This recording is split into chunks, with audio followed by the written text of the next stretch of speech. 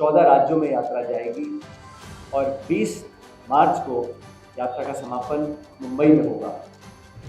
लोकसभा चुनाव में परिणाम हमारे पक्ष में आएंगे, ऐसा मैं मानता हूँ। प्रचार, विज्ञापन, प्रोपेगेंडा और फेक न्यूज़ हटा दें। देश की वास्तविकता है, जो देश की हकीकत है।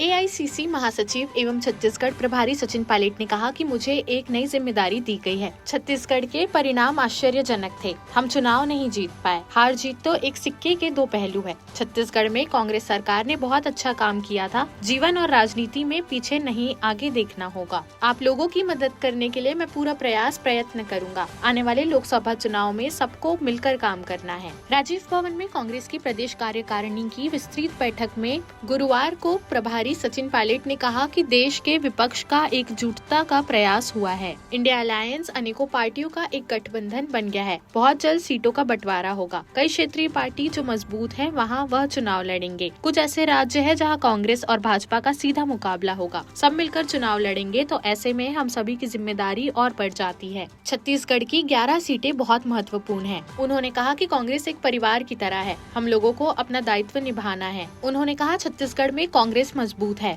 हम सबको मिलकर राहुल गांधी की न्याय यात्रा को सफल बनाना है। सभी पत्रकार साथियों को बहुत बहुत धन्यवाद। आदरणीय साथियों, हमारे नवनियुक्त छत्तीसगढ़ प्रभारी माननीय सचिन पायलट जी आज हम लोग के बीच में उपस्थित हुए और कांग्रेस की विस्तारित बैठकें हुई और इसके बाद अभी आप लोग के सामने इसी के माध्यम से कुछ बातें भी रखेंगे और साथ ही केंद्र सरकार की नाकामियों को लेकर और उसके बाद भारत जोड़ो यात्रा की सफलता के बाद जो कन्याकुमारी से कश्मीर तक की लगभग 4000 अधिक किलोमीटर चली, उसके बाद दूसरा यात्रा भारत जोड़ो न्याय यात्रा की शुरुआत हो रही है। उसके लिए भी एक बुक विमोचन करेंगे। साथ ही आने वाला समय में हम लोग कांग्रेस के लिए जो लोकसभा चुनाव है उस चुनाव की तैयारी के लिए भी माननीय प्रभारी महोदय ने हम लोग को मार्गदर्शन दिए हैं और आगे भी मार्गदर्शन देते रहेंगे। नमस्कार साथियों, धन्यवाद देना चाहता हूँ हमारे प्रदेश अध्यक्ष दीपक जी का, हमारे नेता प्रतिपक्ष महन साहब का, सभी नेता जो यहाँ मौजूद हैं, हमारे प्रभारी, हमारे पूर्व अध्यक्ष और आप सब। जैसा कि दीपक जी ने बताया, 14 तारीख को राहुल गांधी जी मणिपुर से भारत जोड़ो न्याय यात्रा का शुभारंभ करने जा रहे हैं। आप सबको विदित होगा, कुछ समय पहले कार्य समिति की मीटिंग हुई, वर्किंग कमेटी की दिल्ली में, और कार्य समिति के सभी सदस्यों ने राहुल जी को आग्रह किया था कि जो भारत जोड़ो यात्रा पहले हुई थी केरला से कश्मीर तक, एक और यात्रा को वो अंजाम दें। और राहुल जी ने वर्किंग कमेटी के सभी सदस्यों की राय को स्वीकार किया, उनके आग्रह को स्वीकार किया और इस भारत जोड़ो न्याय यात्रा का आरंभ उन्होंने करना स्वीकार किया। 14 तारीख को मणिपुर से यात्रा शुरू होने जा रही है। आप जानते होंगे कि मणिपुर सरकार ने इस यात्रा को शुरू करने के लिए जो अनुमति चाहिए वो नहीं दी थी। अभी भी एक आंशिक अनुमति दी है और बहुत पाबंदियां लगा रखी हैं। यात्रा का उद्देश्य कोई राजनीति नहीं है। यात्रा का उद्देश्य है कि जो वंचित वर्ग है इस देश में, जिसको न्याय नहीं मिल पा रहा है, वो गरीब है, किसान है, महिला है, नौजवान है, उनकी बातों को सुनना और उनकी चिंताओं को, उनकी उम्मीदों को आगे रखकर देश के सामने उजागर करना। मुझे बड़ा खेद है कि मणिपुर सरकार ने इसमें बहुत विलम्ब किया और अभी भी एक आंशिक अनुमति दी है यात्रा को। बहरहाल हम सब लोगों ने संकल्प किया है कि 14 तारीख को हम नेपाल जाएंगे और राहुल जी वहाँ से इस यात्रा को शुरू करेंगे। 14 राज्यों में यात्रा जाएगी और 20 मार्च को यात्रा का समापन मुंबई में होगा। ये यात्रा छत्तीसगढ़ भी आएगी लगभग 5 या 6 दिन की यात्रा रहेगी। इसका विस्तृत जो प्रोग्राम है और तारीख है वो अभी फाइनल नहीं हुए हैं, लेकिन 5 या 6 दिन ये यात्रा हमारे राज्य में रहेगी। इस पर अध्यक्ष जी, महंत साहब, सभी वरिष्ठ नेताओं ने चर्चा भी की है और आने वाले समय में हम दूसरे काम बनाएंगे कैसे प्रदेश भर के हमारे न सिर्फ कांग्रेस कार्यकर्ता लेकिन आम जन इस यात्रा का भाग बन सके। ये यात्रा हाइब्रिड होगी, कुछ अंश बस में होगा, कुछ जगह पैदल चलेंगे। समय कम है, कुछ लोकसभा के चुनाव सर पर है, तो यात्रा का जो मॉडल है वो पिछली बार की यात्रा से अलग है। तो यात्रा का उद्देश्य है कि जो 10 साल में हालात पैदा हुए हैं केंद्र की सरकार के, अगर आप प्रचार, विज्ञापन, प्रोपेगेंडा और फेक न्यूज़ हटा दें, तो देश की वास्तविकता है, जो देश की हकीकत है, किसानों की, नौजवानों की, मध्यम वर्ग की, लघु उद्योगों की, उन सब असलियत को उजागर करने के लिए, लोगों को न्याय दिलाने के लिए देश में जो अजीब तरह का माहौल बना रखा है, इस देश में जो संवैधानिक संस्थाएं हैं जिनको 70 साल से अलग अलग सरकारों ने पोषित किया, सिंचित किया, बहुत मजबूत बनाया, उन सब संस्थाओं को लगातार एक सोचे समझे साजिश के तहत लगातार खोखला करने का काम सरकार ने 10 साल में किया है। विपक्ष के तमाम नेताओं को टारगेट किया जा रहा है, इनकम टैक्स हो, ईडी हो, सीबीआई हो, तो केंद्र की एजेंसीज का दुरुपयोग करना, लोकतंत्र को कमज़ोर करना, संस्थाओं को खोखला करना, ये सब काम 10 साल में हुआ है। और कांग्रेस ने पहल कर कर जो इंडिया अलायंस का गठन हुआ है वो भी भाजपा के लिए बड़ा चिंता का विषय बन चुका है। लोकसभा चुनाव में परिणाम हमारे पक्ष में आएंगे ऐसा मैं मानता हूँ। आज हमने, जैसा अध्यक्ष जी ने बताया, एक विस्तारित पीसीसी की हमने मीटिंग करी, एक्जीक्यूटिव बॉडी की, सभी वरिष्ठ नेता मौजूद थे, हमने चर्चा करी है, इससे पहले चर्चा हुई है, चुनाव हारे, उनके कारणों का, उनको कैसे आने वाले समय में सब इश्यूज को टेकअप करके एक बेहतर तरीके से संगठन को तैयार करें। कांग्रेस पार्टी ने अयोध्या में राम जन्मभूमि घाट प्रतिष्ठा समारोह में नहीं जाने का फैसला किया है। लोकसभा चुनाव कि आपने जो कल स्टेटमेंट आया था, जो निमंत्रण करने वाली संस्था है उन्होंने 3 लोगों को आमंत्रित किया था और ये बात हमारे एआईसीसी के स्टेटमेंट से स्पष्ट है कि धर्म के नाम पर इस इशू को पॉलिटिसाइज अगर किया जा रहा है तो उसके पक्ष में हम लोग नहीं हैं। लेकिन हर व्यक्ति की आज़ादी है, उसकी आस्था किस भगवान में है, किस देवता में है, किस मंदिर में है, किस गुरुद्वारा में है, उसका व्यक्तिगत निर्णय है, कोई भी कभी जा सकता है। लेकिन हमें मानते हैं कि इस प्रकार के इशू को पॉलिटिसाइज करना, उसका राजनीतिक लाभ लेना, उसको हम सब गलत मानते हैं। बाकी मुझे नहीं लगता है कि कौन किसका भक्त है उसका सर्टिफिकेट कोई पॉलिटिकल पार्टी दे सकती है, खासकर बीजेपी या कोई और दल समझे कि पूरे धर्म का या किसी को अच्छा या बुरा हिंदू देने का सर्टिफिकेट उनके पास है, बात बिल्कुल गलत है। हम सब हमारी अपनी अलग आस्था है, हम किसको पूछते हैं, किस मंदिर में जाते हैं, नहीं जाते, हमारा व्यक्तिगत निर्णय है और सबको छूट है, सब जाएंगे जहाँ जाना होता है, किसी की परमिशन की जरूरत नहीं है और ना किसी की न्यौते की जरूरत है।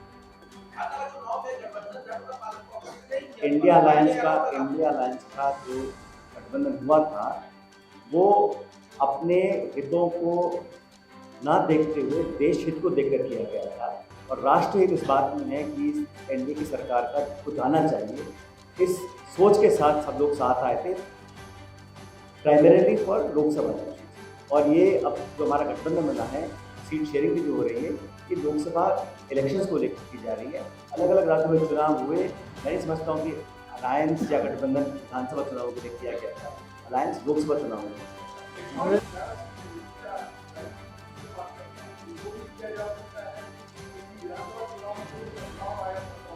देखिए, इसका अंतिम निर्णय तो हमारी इंडिया अलायंस की कमेटी बनी से किया जाएगा। मैं ऐसा मानता हूँ कि जिन राज्यों में जो पक्षी चुनाव हुए हैं, राजस्थान में, मध्य प्रदेश, छत्तीसगढ़, वहाँ मेनली 2 पार्टी चुनाव लड़ती है, बीजेपी और कांग्रेस। अंत में क्या होगा इसका निर्णय दिल्ली में लिया जाएगा, लेकिन मैं मानता हूँ यहाँ पर सभी सीटों पर कांग्रेस पार्टी है।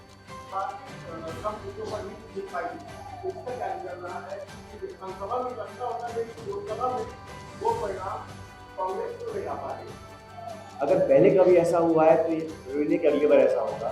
हम लोगों ने हुआ है तो हमें इतिहास बदलने के लिए आए, मेरे ख्याल में हम इतिहास बदलने के लिए आए हैं, मजबूती से लड़ेंगे, मुद्दों पर लड़ेंगे। और मत भूलिए कि भाजपा सरकार को 10 साल हो गए। 10 साल में उनका जो पूरा रिपोर्ट कार्ड है जनता के सामने है। जनता भी मूल्यांकन करेगी, आकलन करेगी कि 10 साल की यूपीए सरकार, मनमोहन सिंह जी के राज में क्या हाल रहे और 10 साल में इस बार क्या हुआ है। दोनों की तुलना जनता करेगी और परिणाम अच्छे आएंगे।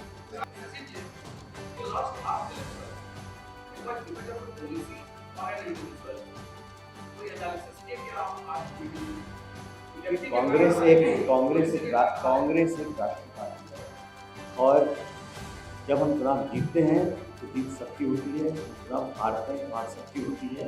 मैं नहीं समझता हूँ कि कोई एक व्यक्ति चुनाव हरवा सकता है, जितवा सकता है, पूरा संगठन चुनाव लड़ सकता है, पर हार जीत पार्टी की होती है।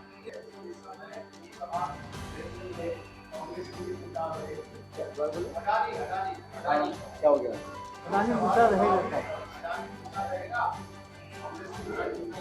जो भी व्यक्ति, संस्था, दल, कोई भी हो, अगर जनता के हितों के खिलाफ काम हो रहा होगा तो उसका कांग्रेस पार्टी पहले भी विरोध करती है, आज भी विरोध करती है।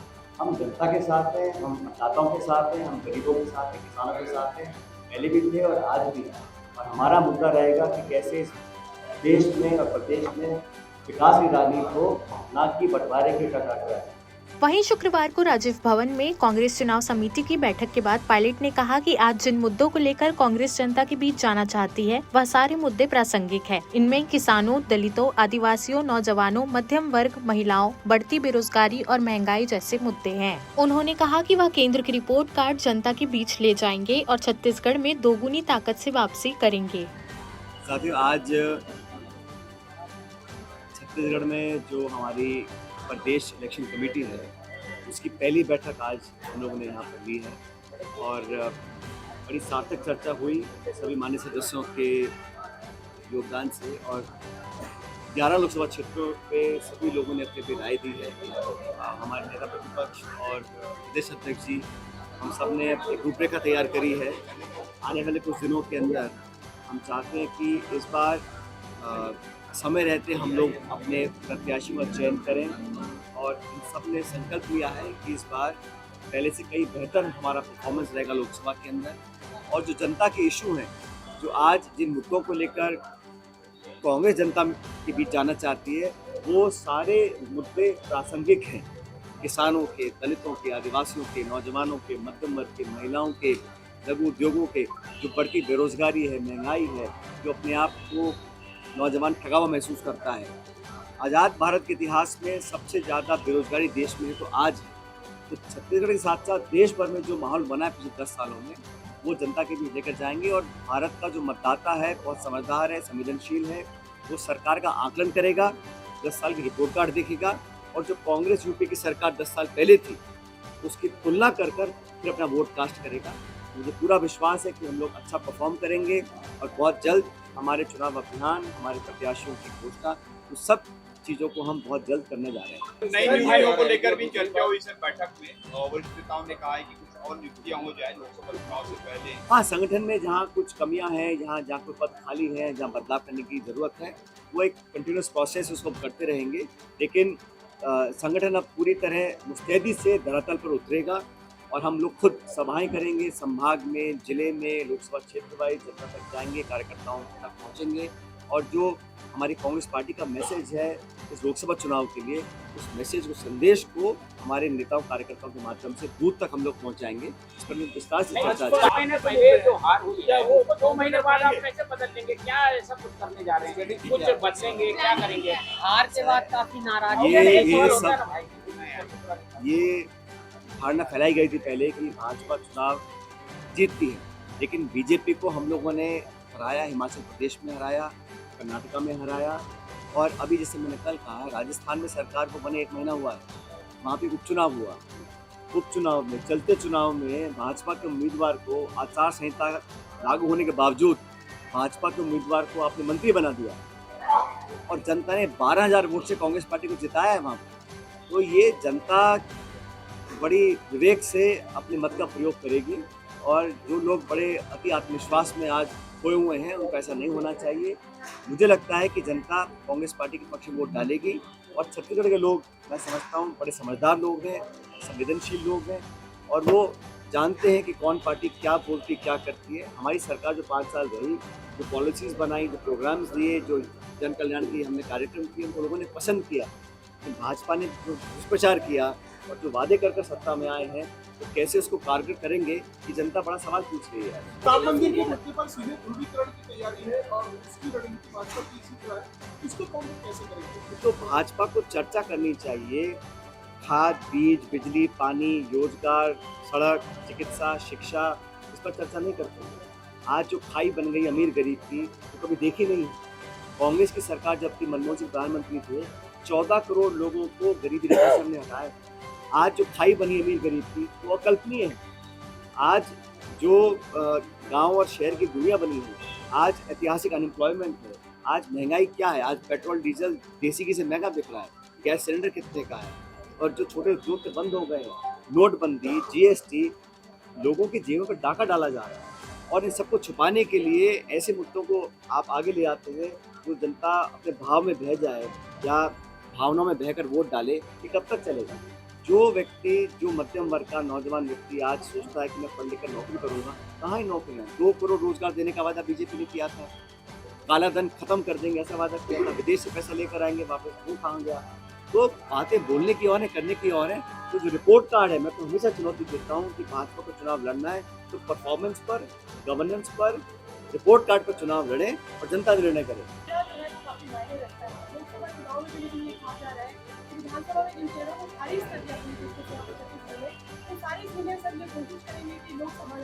देखिए, चुनाव में व्यक्ति हारते भी हैं, जीतते भी हैं, लेकिन इस लोकसभा चुनाव में जो हमारे प्रक्रिया चयन की है उसमें जो सबसे जीतने वाला उम्मीदवार होगा उसको हम टिकट दे चुके हैं। और हमने कहा तो हम इस बार हारे, पहले जीते भी तो थे, 2/3 बहुमत लिया था हम लोगों ने, उससे ज़्यादा बहुमत लिया। मैं भाई ऐसा है, मेरी व्यक्तिगत राय हमेशा रहती है कि हमें नौजवानों को प्राथमिकता देनी चाहिए, लेकिन विनेबिलिटी क्राइटेरिया होता है। जो भी व्यक्ति सबसे उपयुक्त होगा, आम राय से, सर्वसम्मति से उस व्यक्ति को पार्टी का उम्मीदवार बनाएगी। हमारा देश चुनाव जीतना है, कि मेरी व्यक्तिगत राय हमेशा से ये रही है कि नौजवानों को हमें आगे बढ़ाना चाहिए। देश नौजवान है, छत्तीसगढ़ नौजवान है, मतदाता नौजवान है, तो नौजवानों को मिलनी चाहिए। इसलिए मेरी व्यक्तिगत राय है, मुझे लगता है सबकी सहमति से सुन। देश प्रदेश की सभी बड़ी खबरों से जुड़े रहने के लिए हमारे YouTube चैनल को लाइक, शेयर और सब्सक्राइब करना ना भूलें। साथ ही लेटेस्ट खबरों के लिए बेल आइकन को प्रेस